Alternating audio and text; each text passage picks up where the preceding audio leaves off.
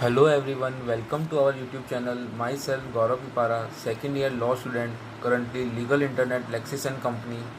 Today's our topic is Uniform Civil Code. Uniform Civil Code, written in Part 4, Article 44 of the Constitution of India. It is listed as one of the DPSPs in the Constitution and cannot be enforced in the court of law. A Uniform Civil Code here refers to a single law which is applicable to all the citizens of India in their personal matters like marriage, divorce, adoption, and custody. Basically, Uniform Civil Code is intended to replace fragmented of personal laws which govern interpersonal relationship and related matters with different communities. It is not important constitutional principle. The whole issue of Uniform Civil Code comes down to the contradiction between two sets of rights. First, individual rights, and second, collective rights. Individual rights means rights of a Muslim woman against polygamy, triple talaq, etc., and collective rights of a religious community, etc.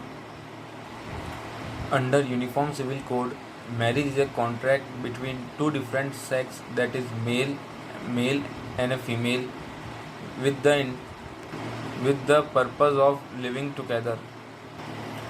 Under Uniform Civil Code, polygamy and bigamy is strictly prohibited, and monogamy is only prescribed mode of marriage, and man cannot marry before the age of 21 and women cannot marry before the age of 18, and the most important thing is consent between them at the time of marriage.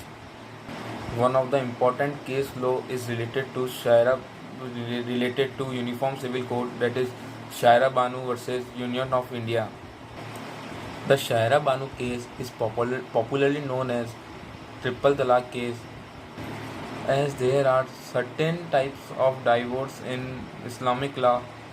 However, it is talaq ul bidadat it is the main controversy behind the case, and it was challenged before the Supreme Court of India. Muslim divorce through triple talaq, Supreme Court held it unconstitutional on 22nd August 2017.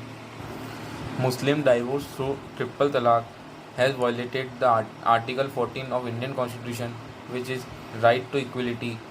It was not a valid practice in Islam, and therefore it was illegal.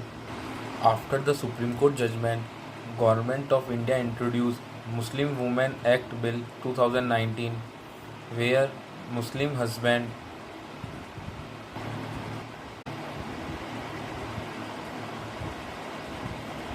it shall be void and illegal, and would be subject to imprisonment up to 3 years.